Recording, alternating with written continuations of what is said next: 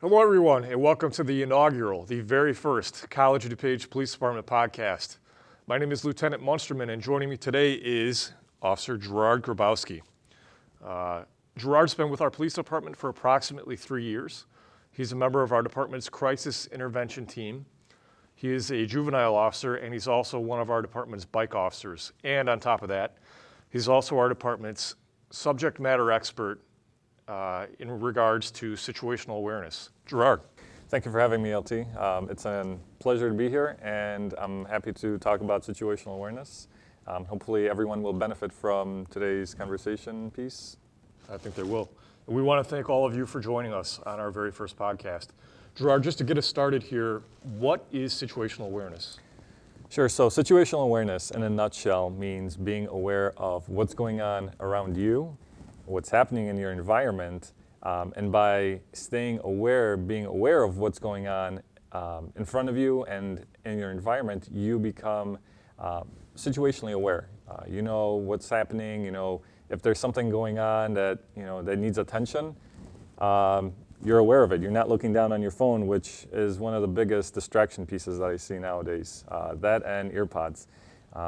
If you have earpods in, listening to music or YouTube, you may miss something walking down the halls if somebody says something, or if there's something going on behind you, that's easy to miss. I think that's one of the most common things we see around is not only people driving with their cell phones in their hands, but also walking around with earbuds and cell phones in their hands, and they can't be situationally aware when they're in that position. So being situationally aware is paying attention. That's right. Why is it so important? Why is it so important that our community exercise good situational awareness? Situational awareness as police officers is very important for us. And not only will people benefit from being situationally aware in their personal lives, but it'll benefit the community as well. As police officers, you and I both know that we can't be everywhere at once. So we rely on the community to be our eyes and ears. And if more community members are situationally aware, we may get a call faster to an emergency, reducing our time to travel, to get to the scene, and that essentially might save lives. So that's one way of not only personal safety, but the safety of the community. And if you're paying attention to what's going on around you, you prevent yourself from becoming a victim.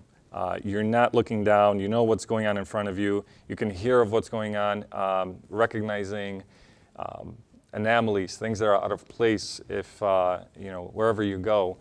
That's also very important.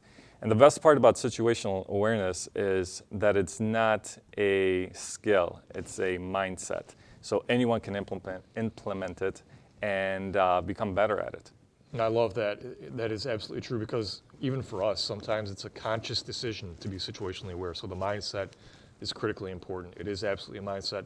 The other thing I love that you mentioned is the fact that our community are our eyes and ears, and they are our first line of defense against all sorts of threats. And to recognize those threats and recognize the warning behaviors and the risk factors and everything else that go along with those threats, they have to exercise good situational awareness. So critically important. Excellent stuff. Gerard, what are some strategies and tactics that our community can use to become more situationally aware?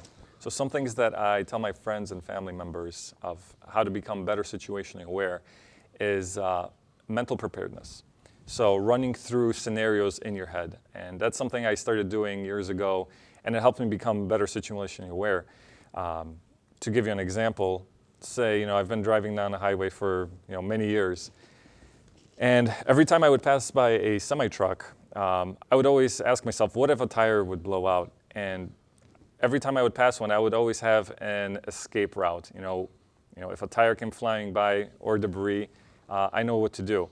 And sure enough, a year ago, that scenario happened. I was driving behind a truck, and the tire started blowing out. I heard the noise, and then the tire came at my car, and I know exactly where to go because I always leave myself room, for an exit. So that's one example that has benefited me. But if you implement that mindset, everyone will benefit from situational awareness, and you'll become better at it.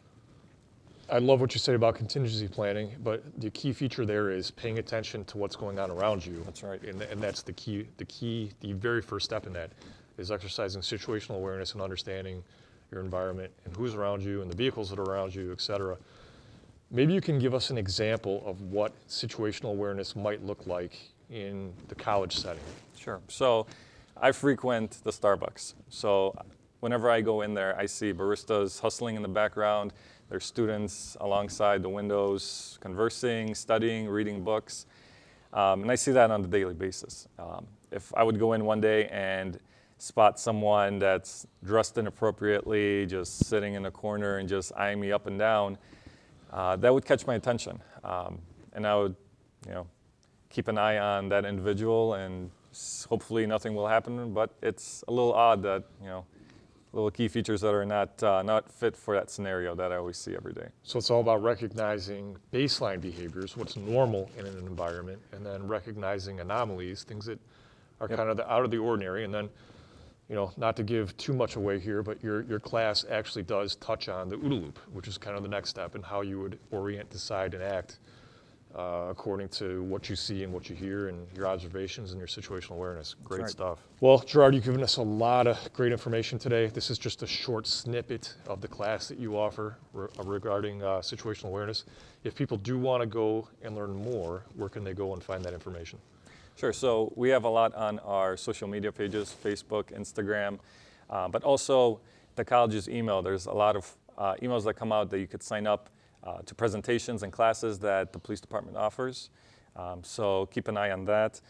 And if you have any questions, don't hesitate to call us. And like I've mentioned before, if you see something that's out of place, don't hesitate to call us. We're always here 24/7. Awesome. Well, I want to thank you, Gerard, for taking the time to join us today and for all your expertise regarding situational awareness. I want to thank everyone for joining us today on our very first inaugural College of DuPage Police Department podcast, and look for more from us in the near future, and we look forward to seeing you again.